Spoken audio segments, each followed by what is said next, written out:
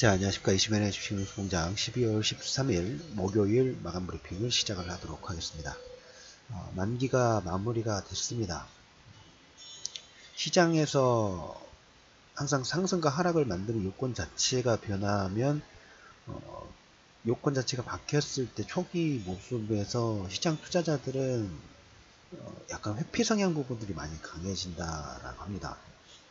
그 전에 어떤 트라우마를 가지고 있느냐, 그 전에 파동에 많이 지치다 보니까 거기 많이 휩쓸리는 경향들이 없지 않아 좀 있는데, 국내 지수도 마찬가지고 심천지수, 특히 장중에 보시면 중국지수 역시 반등을 일으키고 있죠. 반등을 일으키는데 심천도 마찬가지고 지금 상해도 한 1% 이상의 1.2%, 심천 1.4%, 코스피는 거의 2100선을 근접을 하고 있고, 코스닥 또한 0.7%에서 이제 곧 690, 다시 700 돌파 부분들을 시도할 걸로 예상을 합니다. 왜? 하락을 만들었던 모멘텀 자체가 약해지고 있다는 얘기 좀 드렸죠. 연말 효과, 신전. 우리가 이제 90일 정도 휴전 기간이면 최소한 내용 부분들 진행을 하겠습니다만은 90일 동안에 이제까지 불안 심리 변동성 만들었던 요건 자체가 수면 아니고 가라앉는다는 한편에 반증이 될 수도 있겠죠. 그래서 종목군들은 반등을 하고 있는데, 아깝게도 항상 보면 개인 투자자도 오늘 한 1,700억 정도 매도를 했어요. 외국인은 지금 4,600억 정도 매수가 들어오고, 계속적으로 여러분들한테 강조를 드렸던 부분이 허리, 산업재 사이클, 종목군들이 움직이고 움직임 자체가 좋아지고 있다 라는 얘기를 계속적으로 드렸죠. 삼성전자와 SK하이닉스 부분들 반도체 쪽은 나빠서가 아니라 4차 산업혁명 부분들 본격 시작하기까지는 시간적인 여유가 있기 때문에 그 사이에 좀 더 준비, 우리가 이제 5G가 됐을 때 인공지능, 그 다음에 뭐 클라우드 데이터 센터, 증설 부분들에 의한 기대감의 1차 상승을 이끌었다면 다음 반등 파동까지는 조금 시차가 좀 있어요.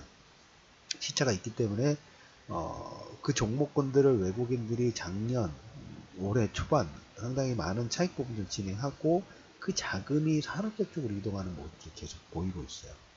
오늘 보면 대림산업이 신고가로 돌파를 했습니다. 의미가 상당히 커요. 어제 신고가 돌파 부분하고 이틀 연속 신고가, 건설주들, 그 다음에 조선업 정도 보면 오늘 삼성중공업이 7%, 물론 삼성중공업이 LNG 인반선 한쪽 수주 한 2천억짜리 수주 부분들을 진행했다라는 기사 부분들이 부각되면서 반등을 일으키긴 했습니다만은, 한편으로 여러분들이 이런 생각 부분도 하실 필요가 있어요. 왜 대림산업이 신고가를 갈까? 왜 삼성중공업이 정중에 7%, LNG 수주 관련된 부분들로 7% 이상의 급등이 나올까? 물론 모멘텀 자체가 좋기는 합니다만은, 만약에 여러분들이 생각하는 것처럼 글로벌 경기가 더 다운되면 어떡하지? 성장률이 잘 안 나오는데 어떡하지? 라는 생각 부분들을 하실 수는 있어요. 그런데 실상 우리가 그 이유에 대해서 명확하게 분석 부분들을 하기는 쉽지 않더라도 가장 간단하게 보는 방법은, 왜 대림산업이 신고가가 갈 수 있을까? 뭔가 향후에 성장 기대치라든지 성장 모멘텀이라든지 그 다음 실적에 대한 우상향 부분들에 배팅하는 투자자들이, 좀 더 빠른 투자자들이 있기 때문에 신고가를 돌파를 할 수 있겠죠. 그 재무제표나 이런 걸 보지 않더라도 신고가를 보이는 종목군들은 딱 가장 큰 특징 두 가지를 드린다면, 실적이 좋거나 아니면 향후의 성장성에 대한 기대치가 아주 높거나, 이 둘 중에 하나가 꼭 부각이 좀 됩니다. 그래야지만 신고가를 갈 수가 있어요.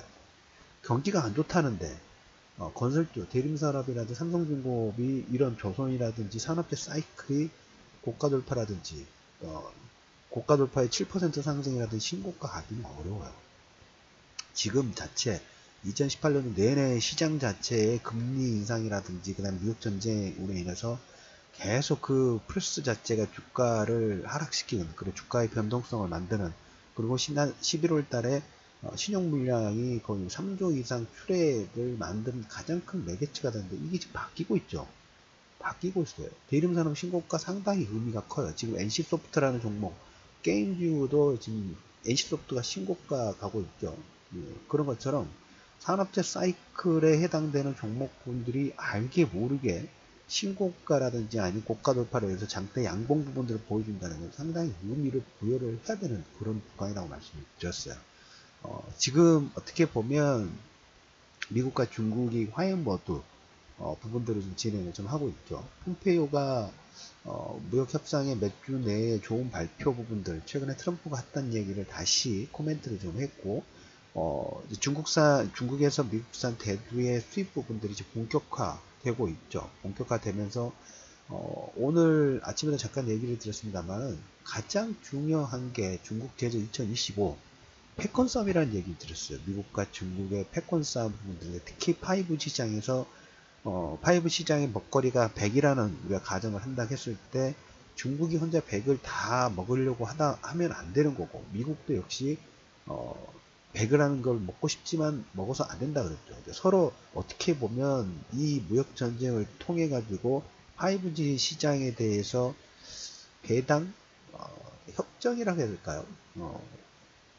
어느 정도의 지분율을 서로 조종하는 그런 관계라고 보시면 될 것 같아요. 그래서 중국의 공격적 산업정책, 특히 중국제조 2020에 수정안을 마련하고 있어요. 국산화율을 목표를 낮추고 외국 기업의 시장을 더 개방하는, 이게 뒤에 문구가 더 중요한 거예요. 외국 기업의 시장을 개방하고 지재권 관련된 부분들을 강화하는 의미 자체가 미국이 원하는 미국의 지재권 부분들이 어떻게 보면 특허하고 기술력이라고 말씀을 드릴 수 있겠죠.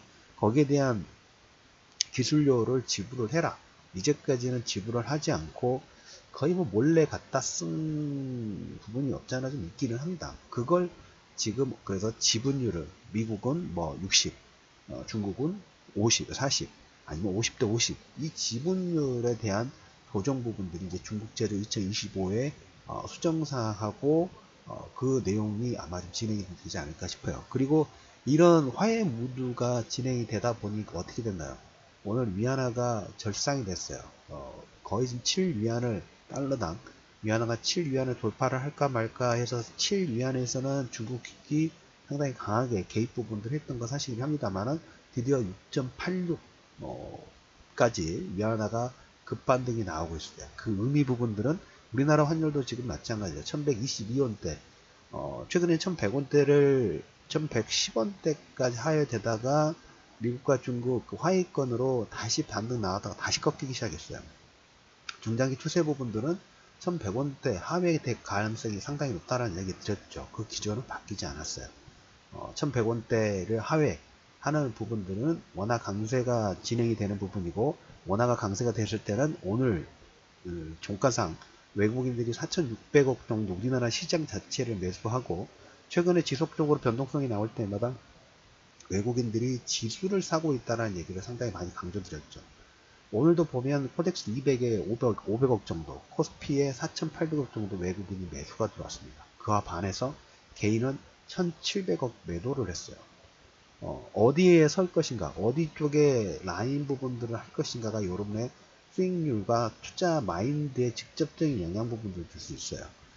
개인이 1,700억 정도 매도한 거, 이제까지 2018년도에 시장 자체의 변동성을 만들었던 요건 자체의 100이 금리 인상이라든지 그 다음에 무역 전쟁 관련된 부분이 100이었다면 그 100이라는 시장의 프레스 자체가 지금 최소 50 이하로 낮춰주고 있는 시점에 주식을 매도를 하고 시장을 떠날 것인가, 아니면 외국인들처럼 이제까지 압력 자체가 100에서 50 정도 다운이 됐기 때문에 여기서부터 슬슬슬 저가 매수, 지수 사고, 종목권도 산업재 사이클 부분들의 배팅 부분들을 준비하면서 상승 파동을 준비할 것인가. 원화 강세는 추세가 진행이 좀 될 가능성이 높다한데 외국인들 입장에서는 주가 차익과 환 차익 부분들의 양쪽에서 수익 만들어갈 구조 부분들이 보이는데 개인들은 역시 반대로 매도를 할 거죠.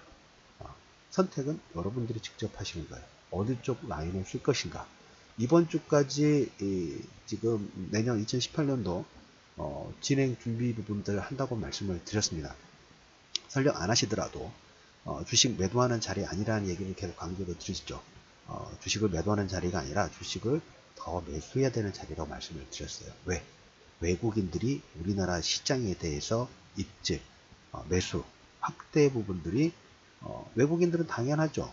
위안화가 강세가 나오고 신흥국 쪽에서 환율이 강세가 나온다는 의미 부분들은 외국인들에게는 신흥국의 환율 자체가 강세가 나온다는 것은 그 나라의 투자 매력도가 점점 높아진다는 의미 부분이고, 그 투자 매력도를 보고 매수를 진행했을 때 주가 차익과 환차익의 이거 양득의 시점 부분들로 접근할 가능성이 상당히 높다. 그게 오늘 어떻게 보면 코덱스 200에 500억 정도 매수도 들어오고, 지수죠. 이것도 최근에 코스닥 레버리지 관련된 부분도 계속 지수 관련된 상품 부분들을 사고 있다고 말씀을 드렸는데, 그와 반해서 개인은 1700억 정도 매도가 나왔습니다.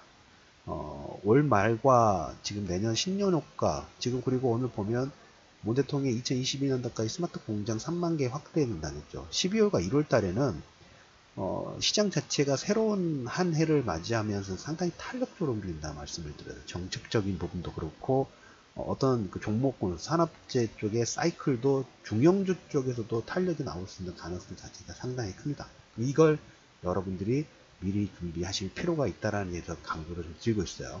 매도하는 자리가 아니라 외국인들처럼, 외국인들 코스피 4,800억을 매수하고 코덱스 200을 500억 정도 매수한 것처럼 여러분들 사야 될 자리들은 외국인들의 추세 추정 부분들을 꼭 하실 필요가 있다는 얘기를 드리면서